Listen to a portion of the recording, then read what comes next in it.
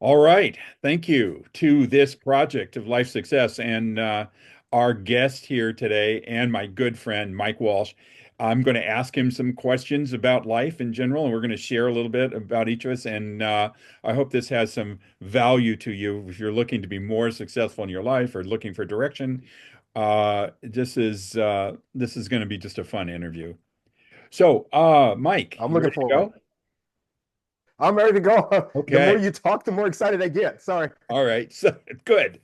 And so, yes, the first question is, where do you live now? Where are you broadcasting from here?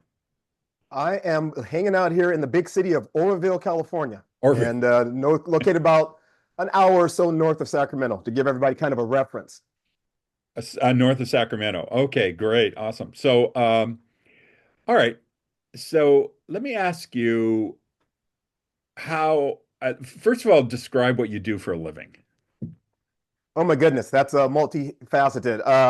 I own a company for the last 20 or so years where I've done strategic planning and leadership development. I've done that realm in education circles primarily. So whether with high school students or middle school students or even the adults around those schools, school boards predominantly, quite a bit of work with them. So I've spent most of my time either working with school districts and school boards or working with students. And I've recently taken a position with the California School Board Association Mhm. as the director of county board member services. So I'm all over the place, but wonderfully enough, it fits. It's all in the world of education.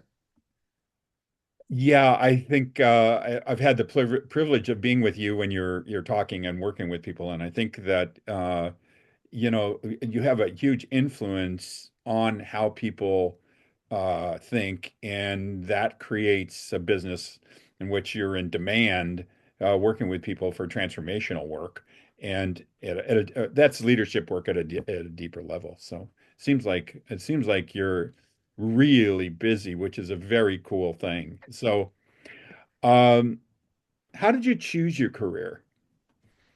You know, it's one of those interesting conversations.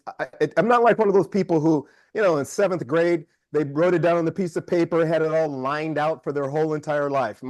One of my sons did something akin to that. I'm nowhere close. I was literally trying to figure out what I wanted to do with my life when I had an unsuccessful first run in college.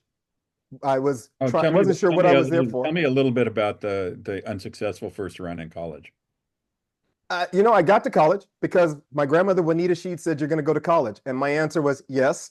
Okay. Um, that was pretty clear. Um, but I got there and I wasn't clear what I was going to do. I was like so many 18-year-olds. I'm here, but I don't have an idea of what I'm supposed to be doing with my life. Hmm. And I knew that was an important part of it. So I was doing team building with a friend of mine back then, a guy who's doing some fantastic work over the years named Phil Boyd. We're doing team building in high schools. And I'm going back to class trying to figure out what I'm going to do with my life. And then we'd go out and do some more of these team buildings. And Hmm. then one day my wife said, you've got a check in your hand. Maybe you should just do that. And it occurred to me in that moment, oh, what a brilliant idea.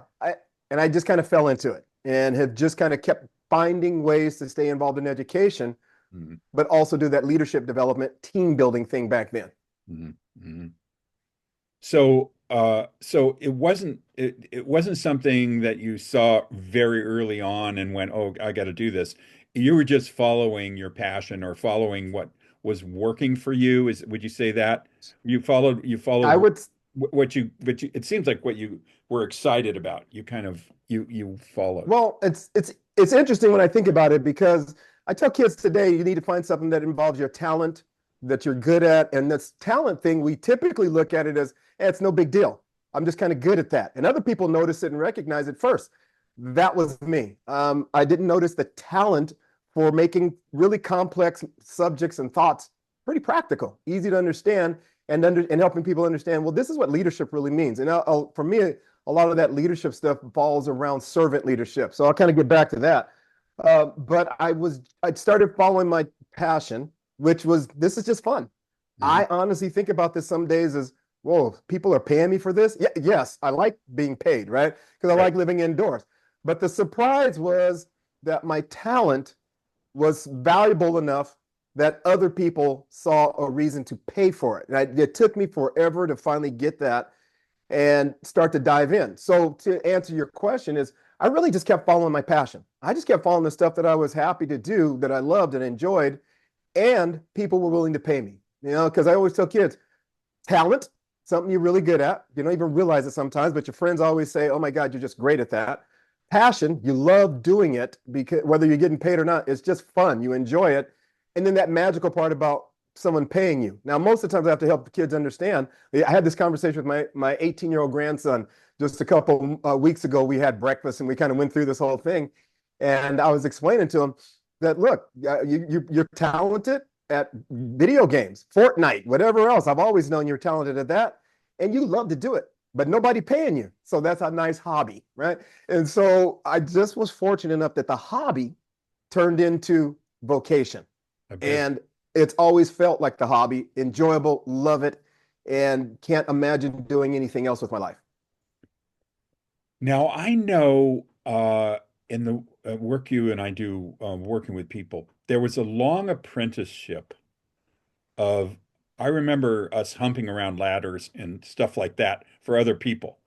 Um, what what do you what do you think about talk about the apprenticeship and the price you paid to be well known in your field, to have a very successful business which you branched out. Tell me about the apprenticeship that you had to go through and some of the challenges. I think the apprenticeship is a wonderful way to describe it. For me, that apprenticeship has been going on since I got kicked out of college that first year. Yeah. And what it has happened is some people refer to this as leveling up. So what I kept doing was I wanted to do this work. And I oftentimes had to modify how I was going to do it depending on who the client was. And again, in the beginning, I'm not really sure how I'm going to figure this out. I'm just sort of kind of grasping at straws. Mhm. And what I discovered was each and every job I've ever had leading up to this time in my life was part of the apprenticeship. So Hmm. the loosely connected apprenticeship would be the jobs that I had sometimes with either Montgomery Ward. There was this store back in so many centuries ago, so last century, right? It was called Montgomery Ward, and I became a appliance salesman. And then I had another job. Ah, Yeah, appliance this salesman, Montgomery before you Ward. got into your people stuff. Yes. And so what I'm developing there is some of the listening skills and asking questions.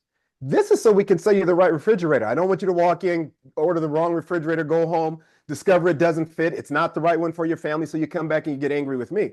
I learned early on, it's called qualify the customer.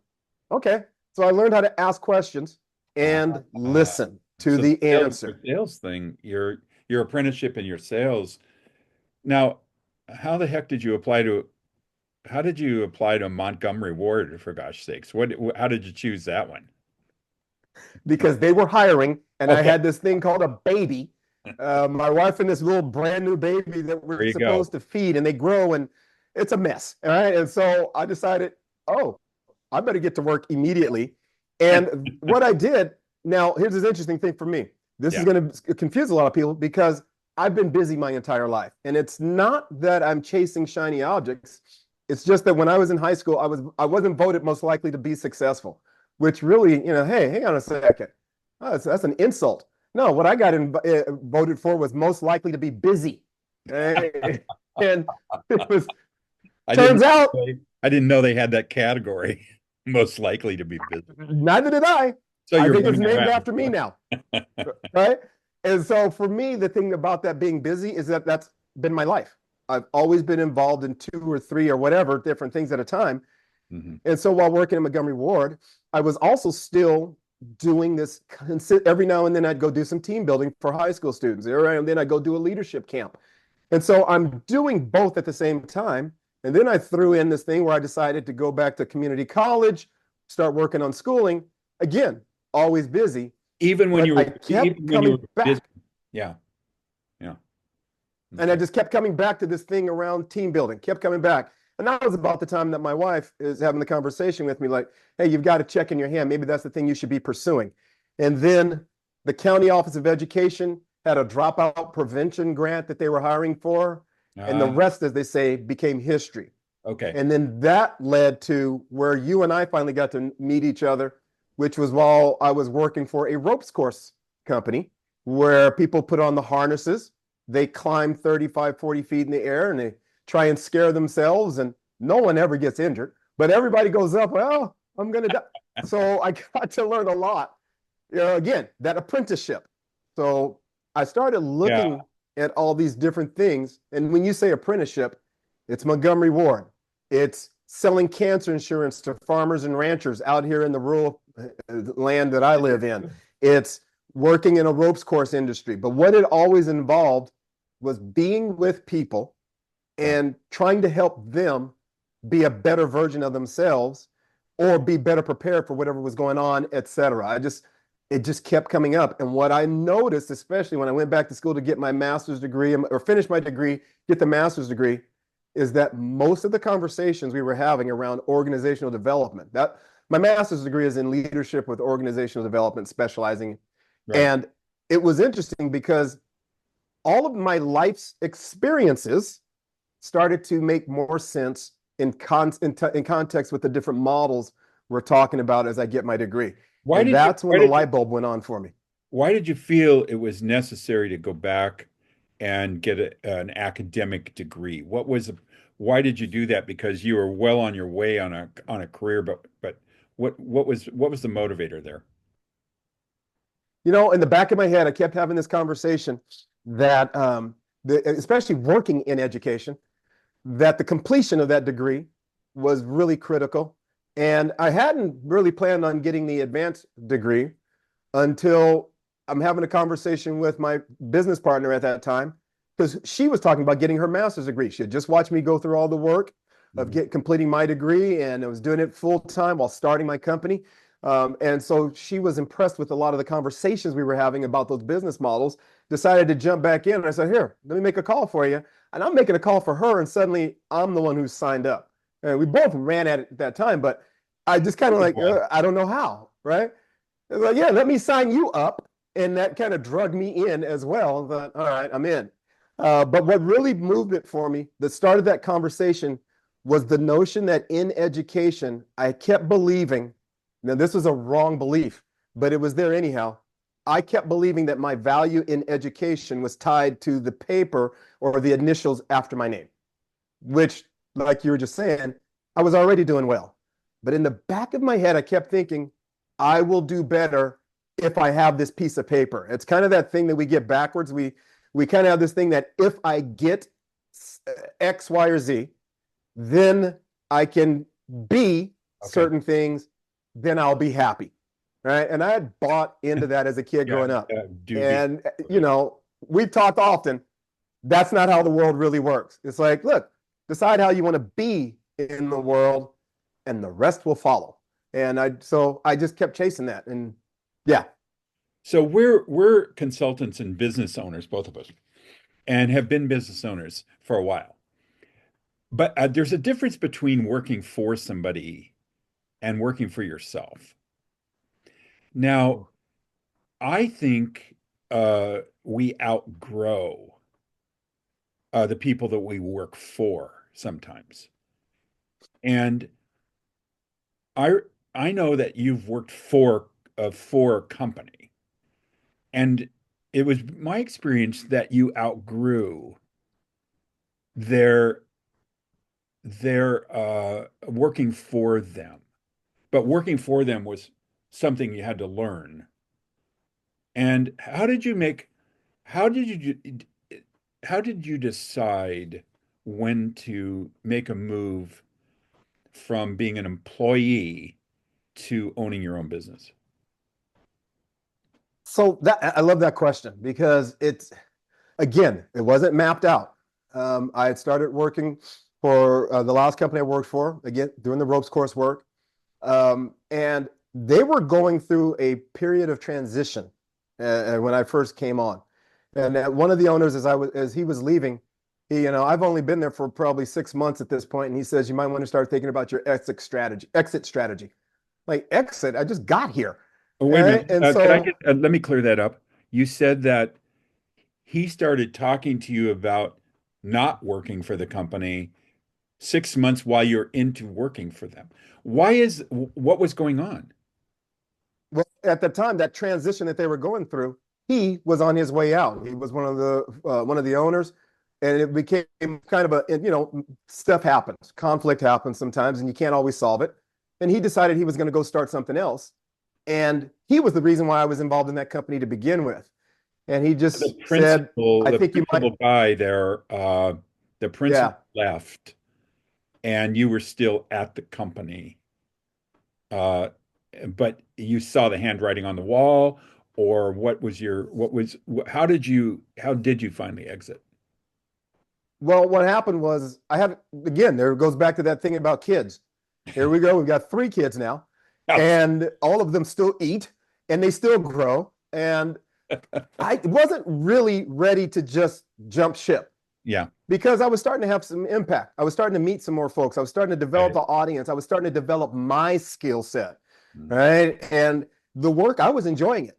Well, what happened to, kind of to answer your question is one day, as the company was finally, we were going through the first, when we had the economic turn down and everything is going terrible and no one's going to be able to eat. The housing market burst and back when the tech.com bubble hit. Right. And so we right-sided. The company was fine. We managed to keep it together and everyone's still eating. But one day I just noticed it was time. I'm starting to have these questions now. I'm starting to question everything we're doing. I'm starting to grow. I'm getting feedback from our clients that say, "Oh my God, here's another model you should add to some of the trainings." And so as I'm hearing all these things, as I'm learning more and more about how big the world really is, and how small my knowledge base was, I've decided it was time for me to start reaching out and taking some risk and learning more about those things. Mm. I'm watching some of my other friends as they develop their companies and grow. And I just decided if they can grow it, why not me? And I took a big risk and Big, decided it was time. that was a big risk. Yeah, Oh, well, here's why it was even bigger. entrepreneurship is you've got from my point of view, you really need the apprenticeship and to know what you're doing. I think when you say that's true, I mean you can whatever happened in that company, you have to bless it kind of, if you want to put it that way, for the lessons you learned. How how did working for that company make you a better business owner yourself? Oh, one of these things that there's a great book out there called The E-Myth, and it talks about how, and I know you and I have talked about this book before, but Yeah. for those who are listening, it talks about how most entrepreneurs are not entrepreneurs. They just have an entrepreneurial seizure, right? And it's like, my boss is a fill in the blank, and I don't like my boss. I can do it better. Well, and it wasn't so much that I didn't like the boss. It was just my frustration with how things were being designed and how we were growing. And I decided I got to go do better. I got to go take a shot at this because I think I know more about the opportunities here than my boss does. And so it was that thing where I started learning leveling up, which has been the story of my life. I constantly say yes to things over my head. And then I decide, oh my goodness, I better figure out how I'm going to do that now. And constantly saying yes has been my career path. Yes, even when I shouldn't. And then I just figure out, all right, what does it take to be successful in that arena? And one of the things that I will say that has served me the best, and again, I think about this talent and whatever else, the thing that has served me best is that I've always been open to feedback, but I'm also open to trusting myself. Some feedback aligns with where I want to be in life, with the purpose and the work that I want to do, and some feedback doesn't. So what I found out was the more I focused on what my client, the more I focused on the people I was working for, what their need was, the more I did better, the more work that came my way. And it became less and less about me and more about the work and the focus of the folks who I was serving and what they needed in that process. And Well, that's kind of that thing where I just kept leveling up. it goes back, what you're saying goes back to your selling your washing machines days. Also, where you called it profiling the client. And I think that that's very powerful is to be able, like you said, to be able to ask questions and to be able to understand people is a huge skill in working with people. Wouldn't you agree on that? Yes, here's why I say that. I have another gentleman that, again, we keep, the same kind of people we run into in this industry, and a good buddy of mine. He developed back the turn of the century. He had a new CD-ROM. You remember those things, Oh right? yeah, The floppy disk, of and then course. the CD-ROM, and indestructible. And so he made this great CD-ROM, and it had this information on it. Hmm. And I was trying to market it for him. I was trying to move it with my clients. Hmm. And my clients kept giving me feedback on how they would love to see it improved. I turned around and I gave it to him. His response to me one time was, they don't understand the value of how it is. It doesn't need those changes. This is a perfect thing. And I heard him say those things and I thought, no, no, no, no, no, you're missing the point.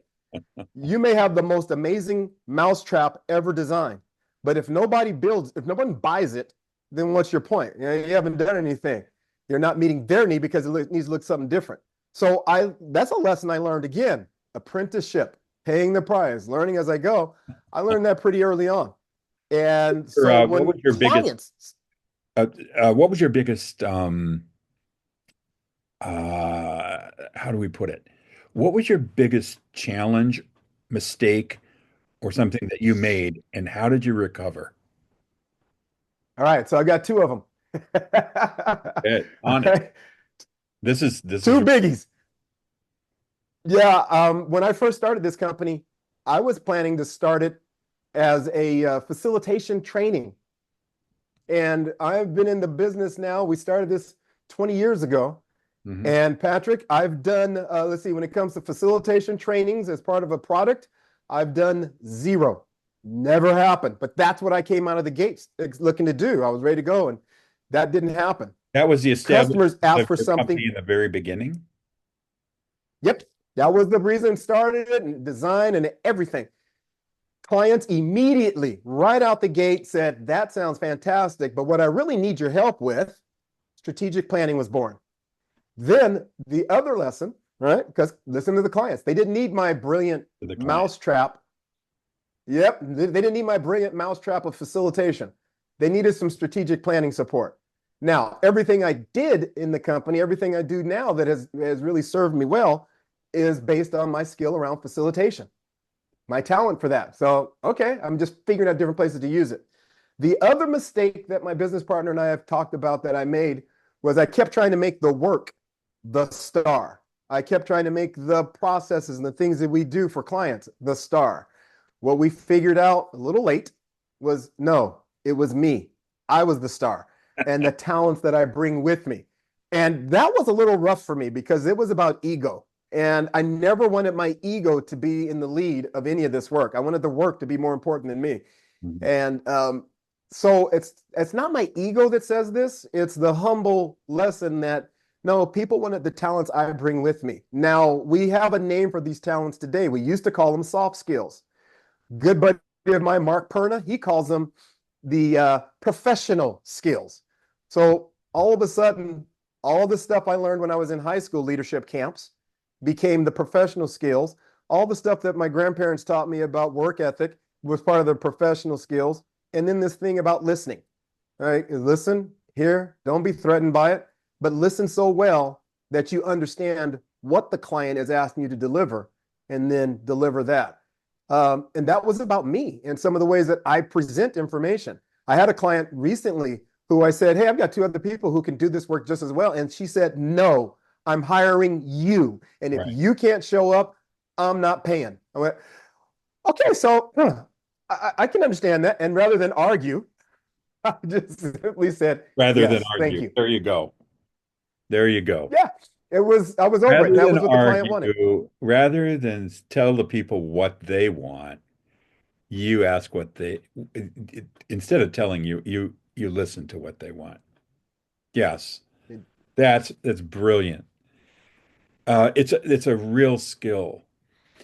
Now, I think I think selling your confidence and your process and what you deliver. It's awesome from what you're saying. In other words, you have to have enough, it seems like from what you're saying, you have to have enough confidence to be able to uh, make a stand where people want to have you work with them. So confidence would be And so the difference uh, when you so let's use these skills called the professional skills.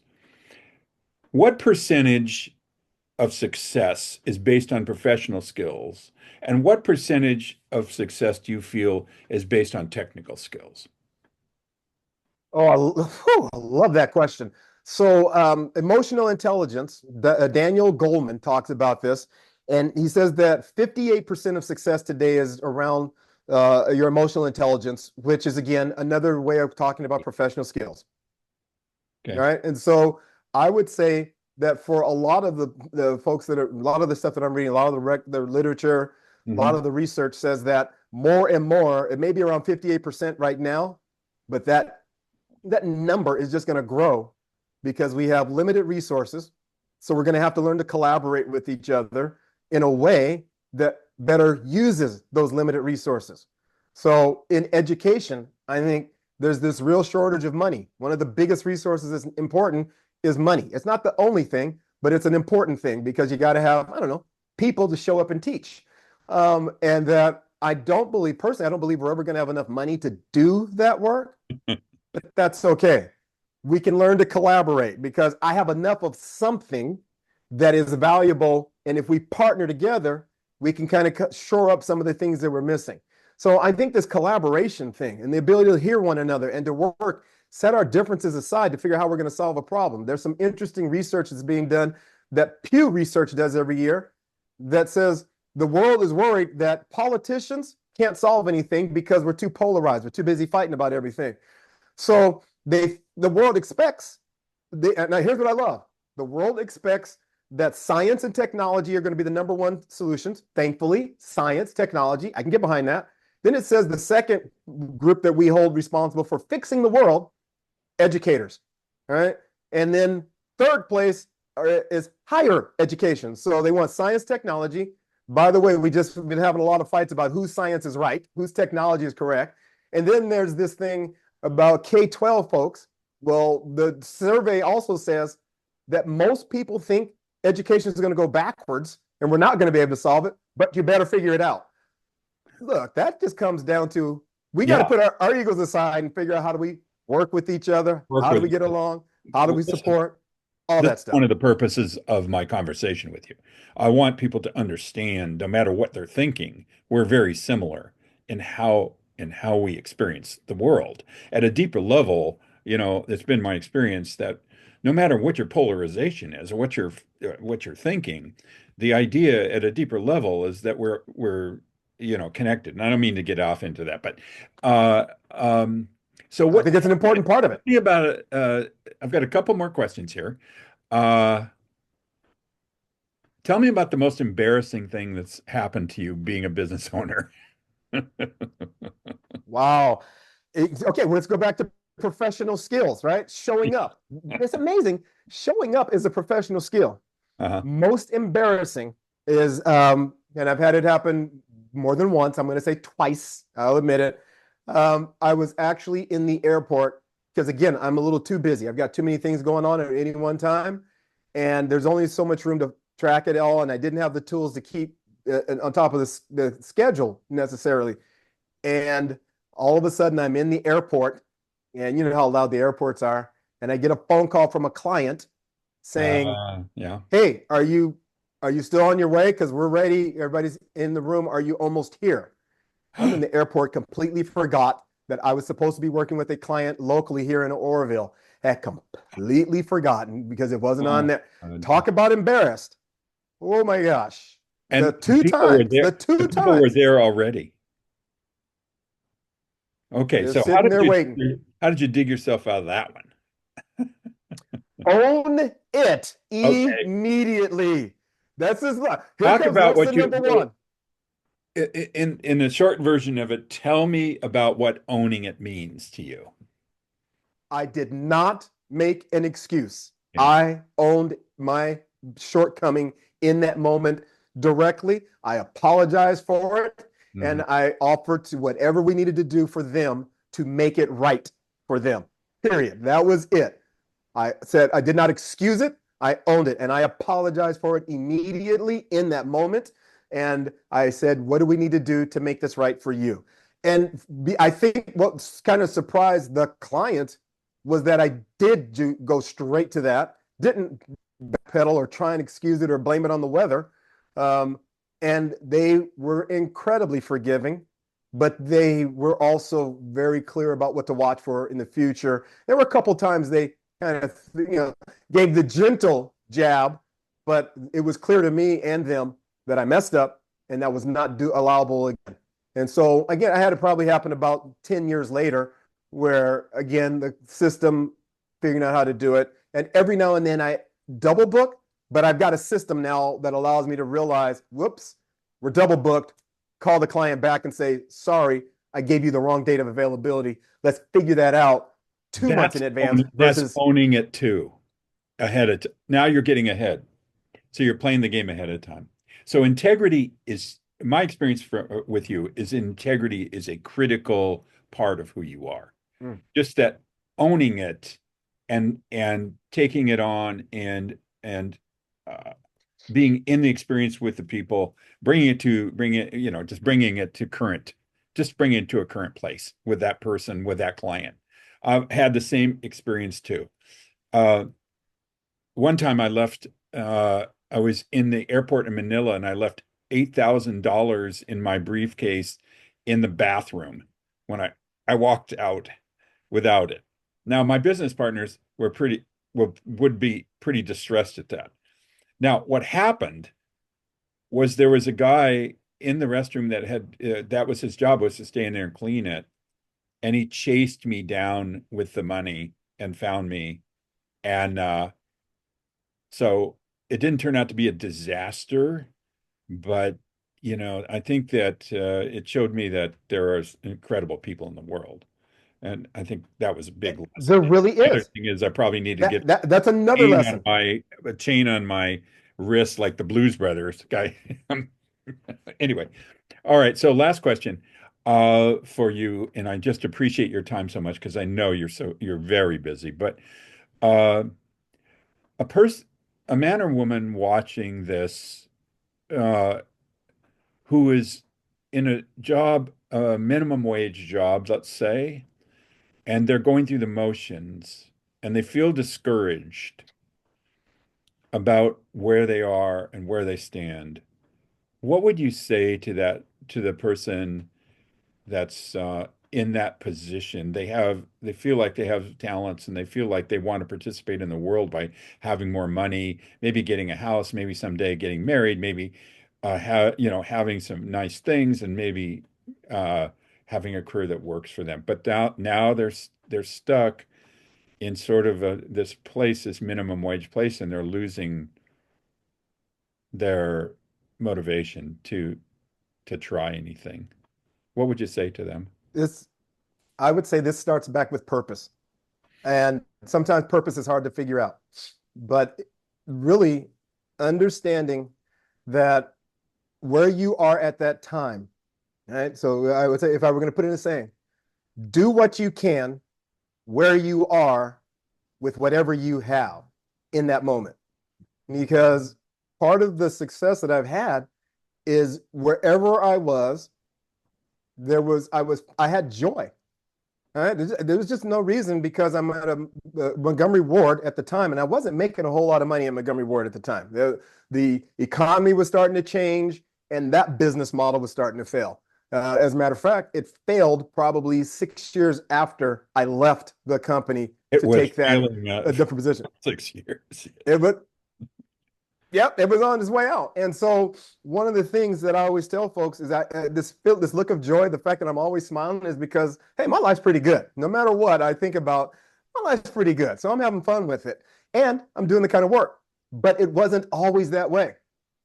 And what I just kept doing was making the most out of every moment that I had so that I could be prepared for the next moment. I try and the best way I can explain it when I talk to kids Hmm. is I explained that everyone looks at Steph Curry as he is today as a basketball player, right? For Golden State Warriors. And everybody looks at Steph Curry and he's got this amazing thing. But what everybody forgets is that there was a time Steph Curry was in the fifth grade or sixth grade, seventh, whatever grade, and he's drilling and learning and doing the work so he can be great someday. Well, that would be the equivalent to the minimum wage job. Yeah. He was, you know, you've got your minimum wage job. Look, that's a training ground. Everything that I've learned that I've brought with me, I've learned along the apprenticeship. Hey, you're just paying the price. It's part of the apprenticeship. And your price is whatever your price is. The price you had to pay, Patrick, is very different than the price I had to pay. Don't care about your circumstances growing up. I just care that in that moment, you're about to find out what your personal price for success is. And the deal is most people quit. What I found out, I've heard so many times, most people quit just about the time they're about to have success. They're this close, so frustrated, they give up and just go, well, I'm never going to get there because look at my circumstances. Here I am. And I always say, look, stop. You're paying the price right now. You're doing whatever, however you see paying the price, whether it's push-ups, whatever, you're paying the price for your success. And when you stop, you come up short, you pay the price for that failure every day. So make up your mind. Do you want to pay that price for success one time, or do Yeah. you want to pay that price for your failure every day? And I just, when I was early on in life, I just decided, I don't know how I'm going to get there, but I'm going to get there. And I just kept paying that one price. I don't have to pay that price anymore. That's great. We're just having That paid was my secret. now. You never arrive as a business owner. Exactly. The Right. And I'm prices still just figuring this the out. prices get more pricey. It gets pricier. Hmm. And those things too. And the one other thing I will say is I was watching a movie on Netflix the other day, and the same kind, someone threw out that same knowledge of what I used to work on is that prices that you have to pay it, but it's personal and sometimes it's painful. But the Bible never says that it came to stay. When we're going through bad stuff or anything else, it never says, and those days came to stay. It always says, and it came to pass. So I always remind myself, look, I'm good. You got some great times, and then you got the other stuff. That'll pass as well. It won't stick around forever. Just got to keep moving forward. Uh, awesome. Awesome. That's a great place to leave this. Let's stick on for a second here. I'll stop the recording, but I wanted to thank you very much for spending some time with us. Just some great knowledge and great energy, and you really make a difference. Thanks so much. Hey, it is my absolute pleasure. I love it. Anytime I get a chance to help other people the way I've been helped in life, oh, yeah, that's part of my integrity. It's part of my alignment. I give it away for free. All right. Thank you.